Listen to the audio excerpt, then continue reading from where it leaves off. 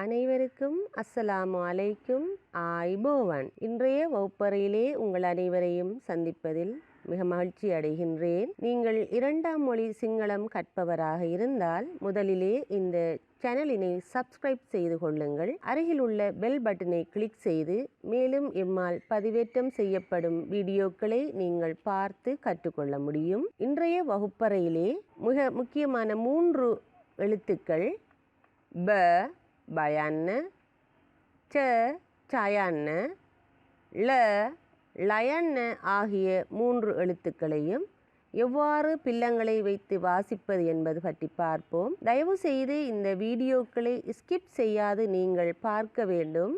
ஏனெனில் இந்த எழுத்துக்களை கற்பிக்கின்ற போது இடையிடையே என்னால் மிக முக்கியமான நுட்பமான விடயங்களை நான் சொல்லி செல்வேன். எனவே அவற்றினை உள்வாங்கி நீங்கள் இந்த எழுத்துக்களை கற்றுக்கொள்ள வேண்டும்.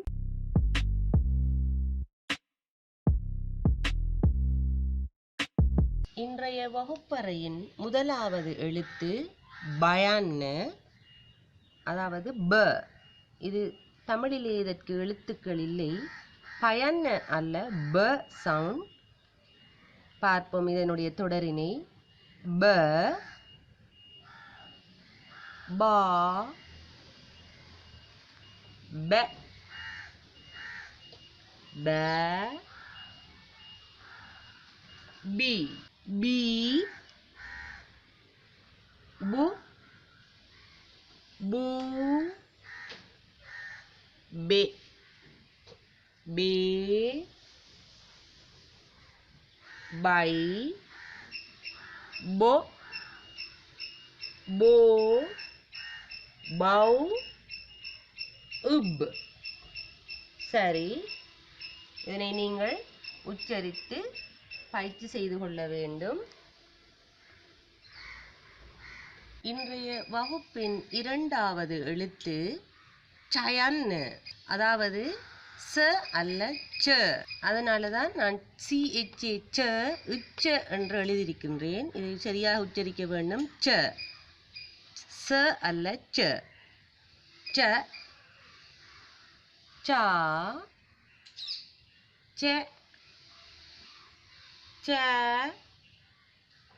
சி. இது நெடில் சி. சு சு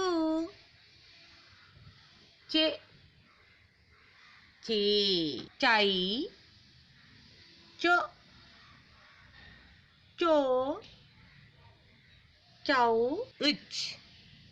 சரி, இதனை நீங்கள் வாசித்து பயிற்சி செய்து கொள்ள வேண்டும். இன்றைய வகுப்பின் மூன்றாவது எழுத்து ல. இந்த எழுத்து கொஞ்சம் சற்று கடினமானது சிலருக்கு. லயன்ன, இந்த 2 ல சவுண்டையும் இந்த ல குறிக்கும். இந்த எழுத்து எவ்வாறு எழுதுவதென்று இதற்கு முன்னர் பதிவேற்றம் செய்த வீடியோக்களிலே நான் காட்டியிருக்கின்றேன். அதற்கு மேலதிகமாக இன்றும் அதனை எழுதி காட்டுகின்றேன். சற்று அவதானித்து பாருங்கள். இதை எங்கே ஆரம்பித்து எவ்வாறு எழுதுவதென்று. இவ்வாறு எடுத்து இவ்வாறு வளைத்து எழுத வேண்டும். மீண்டும் ஒரு முறை பாருங்கள். இது ரிவர்ஸில் எழுத வேண்டும். இந்த எழுத்தை இவ்வாறு வளைத்து எழுதிவிட வேண்டும். இதை நீங்கள் சற்று கூடுதலான பயிற்சி தேவை. இந்த எழுத்தை எழுதுவதற்கு சிறியவர்களாயினும் சரி பெரியவர்களாயினும் சரி இவ்வாறு நீங்கள் வளைத்து எழுதுவதற்கு பயிற்சி செய்து கொள்ள வேண்டும். இதனைத் தொடர்ந்து இதனுடைய தொடர்களை நாங்கள் பார்ப்போம் பில்லங்களுடன் வைத்து. இன்றைய வகுப்பறையின் மூன்றாவது எழுத்து. இது பார்ப்பதற்கு கடினமாக இருந்தாலும் பயிற்சிகள் செய்வதன் மூலம் இதனை இலகுவாக எழுதி கொள்ள முடியும். சரி, இதனை நான் இவ்வாறு செய்து காட்டுகின்றேன். இந்த எழுத்து ல. தமிழிலே இந்த 2 உச்சரிப்புகளையும் சமப்படுத்துகின்ற ஒரு ஒலியை இது கொடுக்கும். ல, இது லா, இது ல, ல, லி. இது லீ. இந்த எழுத்து லு. இவ்வாறு தான் வரும். இதனோடு ஒத்து வராது. கவனமாக பார்த்து கொள்ள வேண்டும். இதுதான் லு. இது லூ நடில். இதனை நீங்கள் நன்கு ஞாபகத்தில் வைத்துக் கொள்ள வேண்டும். இந்த இரண்டு எழுத்துக்களையும் லு லூ. இது லே.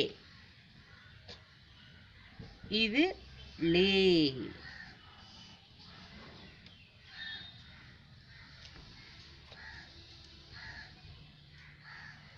இது லை. இது லோ.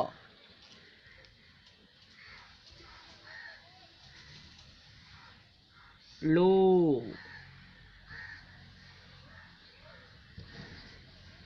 லவ். இல். இந்த இடத்துக்கு நீங்கள் கூடுதல் கவனம் கொடுக்க வேண்டும். இது ஒரு சிக்கலான எழுத்து. இதில் புதிய ஒரு பரிமாணம் லு லு இவ்வாறு அமையும். எனவே இந்த விடயங்களை நீங்கள் நன்கு ஞாபகத்தில் வைத்து இந்த பில்லங்களை வைத்து உச்சரித்து எழுதி பயிற்சி செய்து கொள்வதன் மூலம் ஒரு பூரணமான ஒரு அறிவை இந்த எழுத்திலே பெற்றுக்கொள்ள முடியும் என நான் நினைக்கின்றேன். உங்களுக்கு ஆலோசனை கூறுகின்றேன். சரி, இதுவரை நீங்கள் இந்த வகுப்பறையிலே கற்றுக்கொண்ட இந்த பயன்ன, சயன்ன, லயன்ன ஆகிய 3 எழுத்துக்களையும் எழுதி உச்சரித்து வாசித்து பயிற்சி செய்து கொள்வது மிகவும் பொருத்தமானது. ஆகவே அதனை நீங்கள் மீட்டல் செய்து கொள்ள வேண்டும். அதனோடு இதற்கு முன்னர் கற்பிக்கப்பட்ட எழுத்துக்களையும் நீங்கள் பயிற்சி செய்து கொண்டு தொடர்ச்சியாக உங்களது கற்றலை மேற்கொள்ள முடியும். இதுவரை நீங்கள் எமக்கு சப்ஸ்கிரைப் செய்து எமது சேனலிற்கு வழங்கும் மிக காத்திரமான ஒத்துழைப்புக்கு மிகவும் மனமார்ந்த நன்றியை தெரிவிப்பதுடன் இந்த வீடியோக்களை நீங்கள் லைக் செய்து கமெண்ட் செய்வதன் மூலம் எம்மை மேலும் ஊக்கப்படுத்த முடியும் என கேட்டு விடைபெறுகின்றேன். ஆய்போவன்.